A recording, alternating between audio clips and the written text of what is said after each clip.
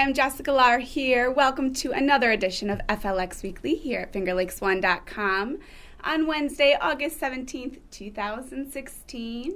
I'm joined here in the studio with FingerLakes1.com President Jim Sinicropi, lead news editor Josh Durso, and network administrator Jessamy Uticone. Welcome back to the studio, guys. Hi, Jessica. So we finally got some rain. Yes, more lots of it. In other regions than others, but A lot north of us here in Seneca I Falls. was going to say, did we get a lot of rain? It was a lot. some. Last night it poured in Seneca Falls. Everything is starting to turn green. Yep. Just Now. a hint of green. And the leaves are going to come off the trees early. They're already starting to fall, which Yeah. is crazy. It's August. It's not. It's mid-August. Yeah. Yes. So, and you had the Vino and the Beast 5K obstacle run this weekend at Three Brothers, and you had some thunderstorms move through. Was there any? Well, we got real lucky. I mean, all week we were just sweating it out. It said thunderstorms and, 90% chance, 70% chance. And it was hot, humid, and sunny. But we only had really 2, maybe 3 bouts of rain. No thunder, no lightning. So it went off without a hitch. We didn't have any delays or anything like that. So we got real lucky. Nice. That's awesome. Yeah, so. But anyway, Josh, what's going on in the news? A few interesting little tidbits going on in the news this week. A Geneva man was arrested after brandishing a gun while firefighters were trying to fight a blaze in Geneva on Reed Street. Officers were called to 73 Reed Street in Geneva Sunday morning around 5 a.m. Resident of that home, Joseph M. Tracy, was allegedly brandishing a gun, making threatening gestures towards police and firefighters who were at the scene. Jeez. He was taken into custody, but then shortly after that, or right around that time, details are kind of sketched out at this point, but one of the firefighters collapsed. He was actually transported to Geneva. Reportedly, he had no pulse. He went down. They performed CPR.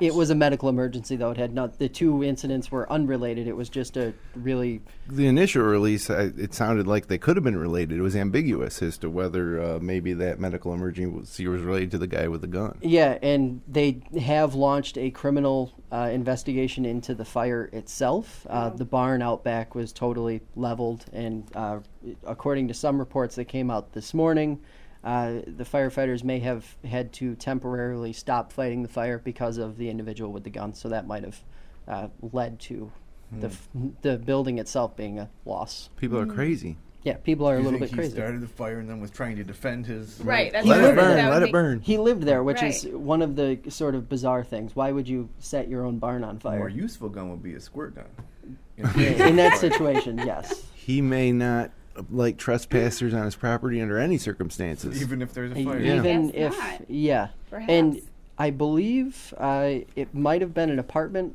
a house that was an apartment. So I believe there also might have been some other individuals living there. So it's a really bizarre sort of ongoing situation. Wow. First responders, they don't get enough credit for the stuff Yeah. they have to deal with. Certainly not.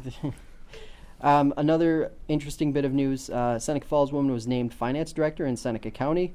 Brandy Deeds of Seneca Falls was named finance director on Friday. 15 candidates in all applied for the position. That position was created after the Board of Supervisors voted to create a finance department, which would essentially safeguard and streamline the way money moves within the county. So you won't have individual departments having finance people. You'll have one finance department that handles the finances for all of the individual departments within the county. So what happens to the treasurer? It's an elected position. Yeah, so this November it'll be a referendum vote. So essentially they're going to put it up to a vote for the role of the treasurer to be reduced to a quasi part-time position. There will be a salary reduction, the whole 9 yards. One of the big issues with this is that if, for any reason, it doesn't go through on the vote, Seneca County is on the hook for both. So they will have a treasurer At full with pay? the current at what would be a slightly reduced pay, because you won't have somebody who's been doing it for 20 years like Nick Ciotti. But you'll also have the finance director. So you're going to have this it'll be really interesting to see how it plays out. Obviously, there are going to be consequences after November with this particular issue. Sure. She will start at $75,000 a year, so good for the Seneca Falls resident, making good on that one. A drunk driver in Owasco that killed an Auburn teen was charged with vehicular manslaughter. This was an accident that happened in late July, on July 27th. Dane Schneider, who had slammed in the back of an Auburn teen's car, was charged with aggravated vehicular manslaughter. The 18-year-old teen died, Chloe Calhoun. The injuries that she sustained were just too severe. He was allegedly going 90 miles an hour, or a little more than that, when he hit the back of her car. He was found with a BAC of 0.023%, so 3 times the legal limit. And authorities say that Schneider's vehicle was, if it was traveling north of 90 miles an hour, that was essentially the real cause of the fatality in that accident. Wow. But if there were ever a real life public service announcement to be made, this is that one. Don't drink and drive. He had a previous DWI conviction, which raised the stakes on this one. But he could face, I believe, north of 25 years in prison. It's sickening. Not enough, really. Yep. Yeah. Oh, but that's the. Those were the 3 big stories. People drive drunk, and 99% of the time, they might get pulled over and get a ticket, and they have to go. Pretty serious. All DWIs are serious now, but that 1% where you kill an 18-year-old teen, and it destroys so many lives. Like a lot of people say, "Oh, I can drive after a few drinks. What's a big deal?" Or the DWI checkpoints and all that stuff. That's why an 18-year-old. That's why, right there. And it's one of those things. You have a lot of the advertising and the marketing that New York State and other states are putting out now. Totally is geared towards the buzz driving is drunk driving, and that really is the point to remember. If you've drank anything, just err on the side of caution and don't drive. It's really no more complicated than that. In this situation, obviously, there were some extenuating circumstances. He had been drinking a lot, and he had a previous conviction, but the point still remains: don't drink and drive. Absolutely. Well, I know our thoughts are with the family. It's just devastating and any parent's worst nightmare. So definitely. Jim, what's going on? What are the FingerLakes1.com network highlights this week? Well, there's been a lot of change lately here at Finger Lakes One. We talked about it the past couple of weeks, but we continue to push forward with the new plan that's all associated with the new design, and we launched 7 hyperlocal sites. SenecaFallsOnline.com, which already existed prior to this, but it's been redeveloped, and we've also launched Canandaiguan.com for people in Canandaigua. We launched thegenevan.com. We've launched Arbernian.com. We've launched SouthSenecaOnline.com. We've launched WaterlooDaily.com and PenyanOnline.com. And anybody remember the last one? South Seneca. No, we did that one. Newark Daily, NewarkOnlineNews.com. Yep. And then in addition to that, we also set up feeds for most of the other communities in the Finger Lakes. Yep. And I can actually pull this up here so everybody can see how you get to them. If you go to Get Local, Get Hyperlocal, here's all our county pages, but Get Hyperlocal. And actually, this is an old version, but there they all are. And there's feeds for every community. And we'll be launching more sites over the next coming months at theirown.com. Hyperlocal sites. And, and just to give you a quick look at one of these, let's take a look at, which one do we want to look at here? Newark Online News. That's awesome. Yeah, there it is. So it's their own site, Newark, only Newark News, Wayne County News to the right, and then more headlines from our Finger Lakes One news desk there on the right. So people like stuff. People want news tailored to them. They want information tailored to them. This really is tailored to them. Yep. Super convenient. If you live in easy. Newark. Yes. Or Geneva or Canandaigua or Auburn or Seneca Falls or the southern end of Seneca County or Waterloo or Penyan. And there's more coming. Soon. Definitely more to come. I think narrows it down. Victor will be next, along with probably Farmington, Palmyra, Macedon, Lions, Sodus, Ithaca.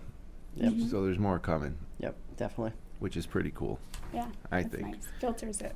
Yep. And then, of course, you can always just go back to the network homepage at Finger Lakes One for everything. Yeah, and I mean, that's one of the things. This is sort of meant to simplify the process for the people who want to consume news. If you live in Newark, you want to consume news from Newark first before anywhere else. So that's, it really streamlines on the user end and on the reader side. And the other problem we have is nobody understands how much news we publish every day, like throughout the day.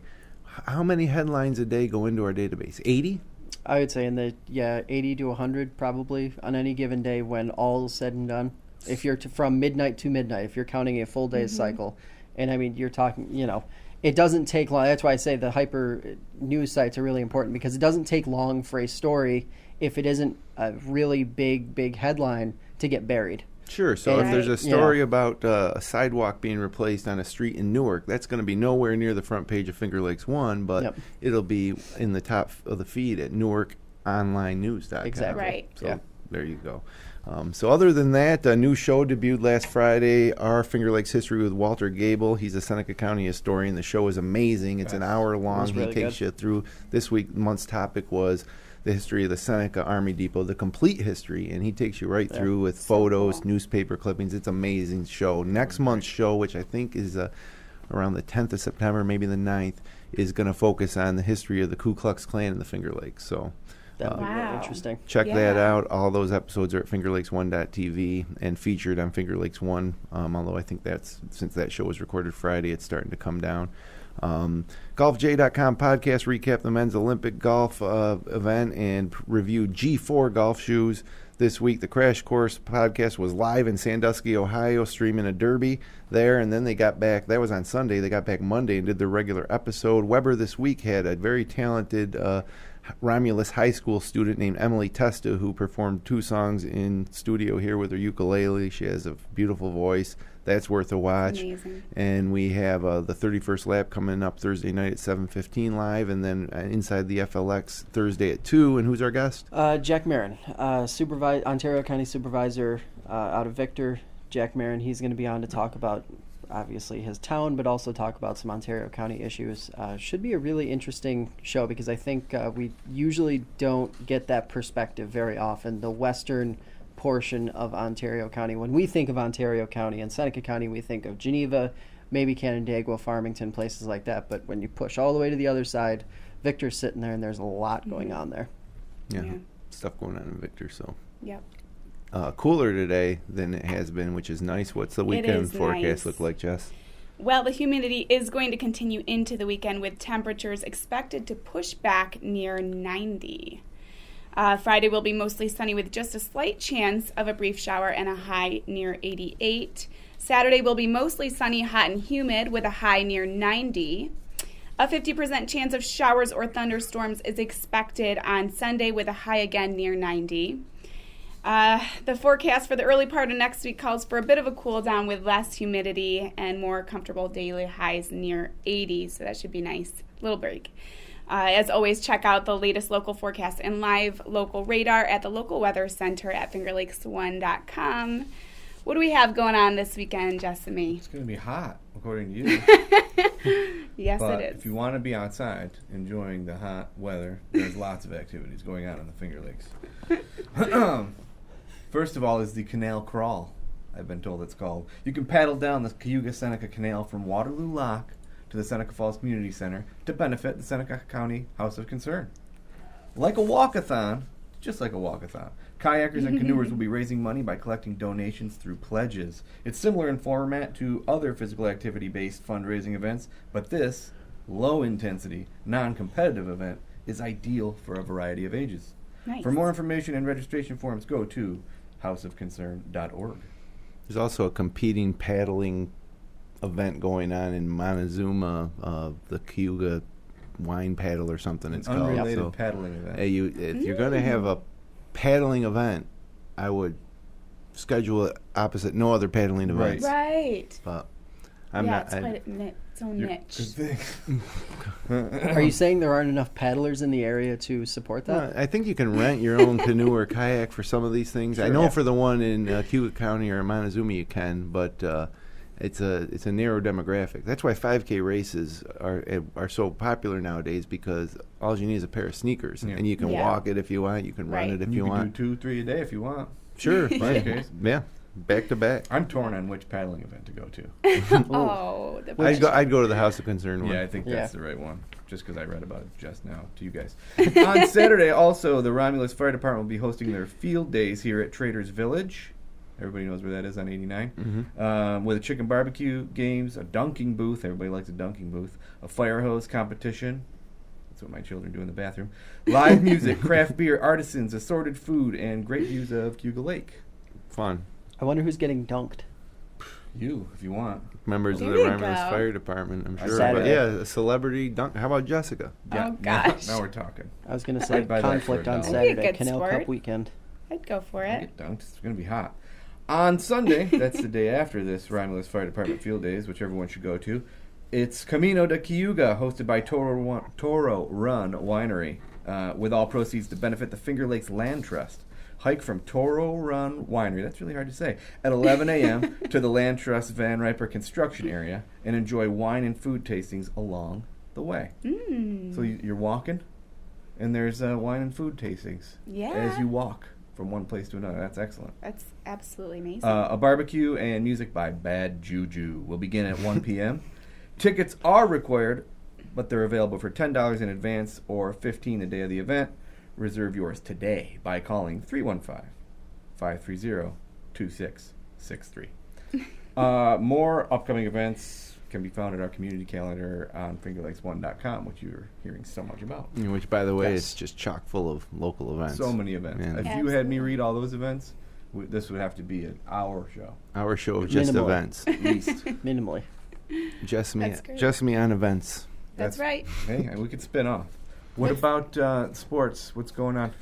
Well, we talked about the leaves starting to fall off the trees, even though it's August, but school is just around the corner, and that means that the high school sports athletes across Section 5 are starting to practice, specifically high school football. Section 5 high school teams began practice this week, and also the Buffalo Bills have been in camp. They played a preseason game last Saturday against the Colts, and they now face the Giants on Saturday at 4 at Ralph Wilson. Not a huge fan of preseason football, but they open their season on September 11th at the Baltimore Ravens. They'll be without Marcel Darius, who was suspended for 4 games for violating the NFL substance abuse policy. And then the Syracuse football program, there's a lot of excitement with a new coach. They're supposed to speed up their offense. It's all very exciting. Dino Babers, they open up on Friday, September 2nd at 7 against Colgate, and we're covering news from both of those camps on the sports page at Finger Lakes 1. Yep. And what else do we got going on in sports? More than 400 teams competed in the Great Race last Sunday on Owasco Lake. The traditional race is a team triathlon for 2 to 4 runners, bikers, and canoe or kayak paddlers. That course includes a 10K run, 20-mile bike ride, and 4-mile paddle, where it's not one person doing it all. It's a team event, and it's really a popular event that's been going on now for, I should have noted it, but at least 15 years they've been having that great race. That's cool. Baldwinville's Tyler McCardell playing out of Timber Banks won the 94th New York State Men's Amateur Golf Tournament last week. The William Smith soccer team is ranked 4th in the preseason poll. And Finger Lakes Gaming and Racetrack canceled last Saturday's live racing event because they just can't get enough horses to sustain a regular racing schedule. A lot of people are telling them just to mail it in, just to give it up, because it seems to be this is happening more and more often now. It's too bad, because it was nice to have thoroughbred racing right in our backyard. Right. I mean, if they're gone, you're going to have to go down to Tagua Downs or Saratoga. If you like to watch the ponies run.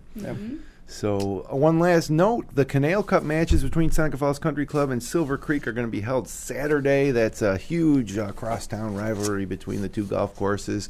And I play on Seneca Falls Country Club, and Josh plays on Silver Creek. So button heads. Who knows if we'll even both be here next week. Going at it. Well, we look forward to that. Yeah. Well, let's jump into some top local photos this week. This first photo comes from Rachel Burkholder. These cows were enjoying their time outside in the slightly cooler weather after the hot sun disappeared for the last Wednesday evening near Waterloo. Mm-hmm. I had a friend from Boston when I was at school at Syracuse, and the first time I took him into Seneca Falls, he was from inner city Boston. We drove out to Farron Road, or one of the back roads, and I pulled right up next to the fence, and a few cows came up to the right up to the window there, and he lost his mind. If you see a cow up close for the first time, I mean, you don't even see cows in zoos. Right. So he had literally never been that close to a cow. He'd enjoyed their milk, and I'm sure he'd enjoyed their delicious meat. Right. But he had never seen one up close, and I'll never forget the image of him. He was half frightened and half just hysterical. Oh my gosh. Oh, that's great. I love that. Okay. Okay, next we have one from Robert Stopper. Nice one. It was a busy morning on the Erie Canal Thursday as tourists from the General Motors Ski Club in Michigan ride aboard rental boats from Mid-Lakes Navigation headed east to Seneca Falls after spending Wednesday evening in Lyons. The cool thing about that is you get a whole group from Michigan that comes out here, and they're a ski club, which I don't know if they were expecting to be doing any skiing, but Bristol isn't open this time of year. Yeah.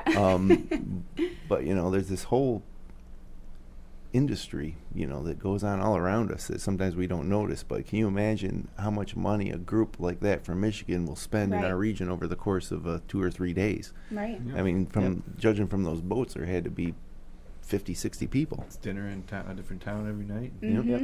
Hotels and boat rentals and It's beautiful. prostitutes. That is a nice shot. Oh my gosh.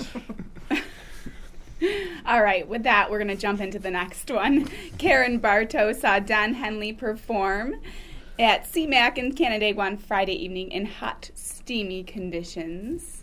Whenever Don Henley's around, it's hot, steamy conditions. Am I right? I was thinking that. Who is your favorite former Eagle that has spun off to a solo career? Timothy B. Schmidt. There you go. I like, Don Henley gave us Dirty Laundry. Joe Walsh. And Life's Been Good to Me So Far is Joe Walsh classic. Henley, End of the Innocence album. I think that was the name of that, but that was a nice one. Came out about the time I was in high school. It's a great record. Yeah.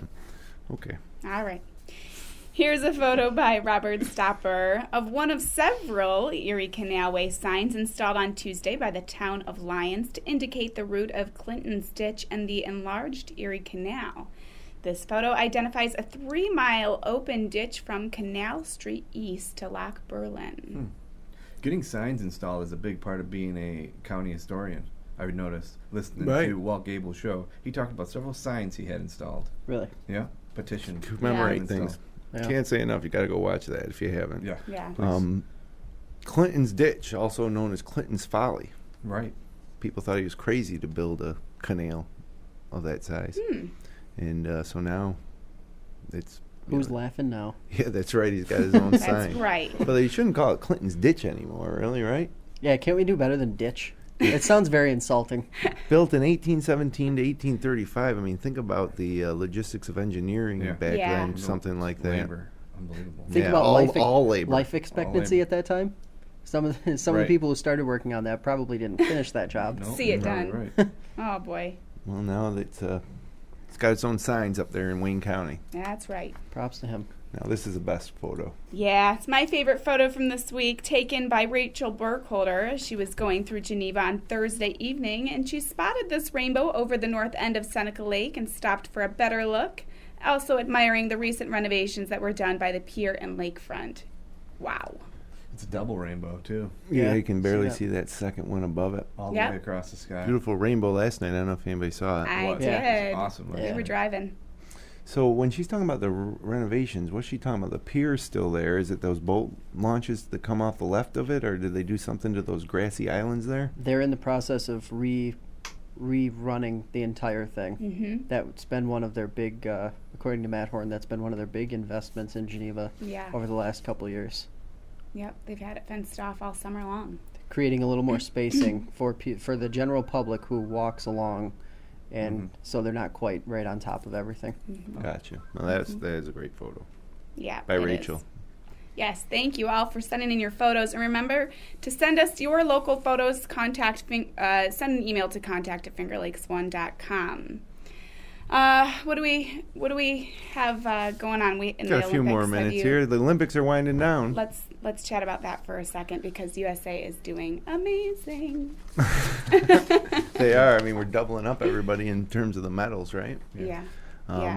I liked watching the men's golf competition this week, but I shouldn't say that. I didn't like even watching as much as like a major like the Masters or U.S. Open, but that final round was fantastic. And the weird thing about golf and the Olympics is second place usually doesn't matter at all in golf, other than you get a nice big check. Right. But second place at the Olympics, I mean, you stand on the podium and get a silver medal. And third place, like Matt Kuchar came in third for the U.S. Yeah. And he said it was one of the greatest results of his life, being able to wear a bronze medal. And so today, the women start, which is a little more intriguing to me because all the best players in the world are there for the women, and the other women's golf tournaments might not have this much attention. So this is really like the Super Bowl for the women.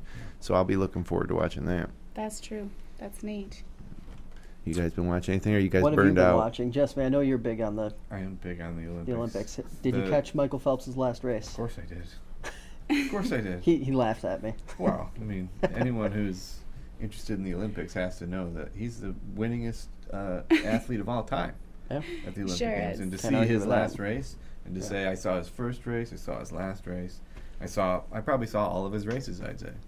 Olympic races. Yeah. That's cool. So I watched him earn all those medals, 22, I believe, 22 gold. 22 gold. He's the man. Yeah. That won't be. I have a feeling that won't be topped. No. Ever. It won't. Well, the only way you're going to top it is if you're a swimmer, because there's more opportunities for medals there. Yeah, absolutely. Some track stars. You're predisposed to, you can obviously earn more medals there, but he's a superhuman. Didn't a 35-year-old win one of the swimming events also? I don't remember. The other important thing to note is Katie Ledecky. Oh, yeah. Broke her own world record by 2 seconds. Yeah. And was finished, and everyone else was not over the halfway mark of the pool on their way back on the final lap. And Canandaigua grad Ryan Lochte held at gunpoint in Rio. I know. Oh, my gosh. And nobody's gotten Zika virus yet, so. That's good news. That we know of. Right. Yeah, maybe. That we know of. We'll find out when they get home. Yep. So. Yep. All right. All right. Well, thank you all for joining us for another edition of FLX Weekly. And please remember, if you're watching us on YouTube, be sure to subscribe. If you'd like to drop us a line, send an email to contact@fingerlakes1.com. We'll be taking a week off next Wednesday, but we'll be back on August 30th with another edition of FLX Weekly. Thanks, and we'll see you then.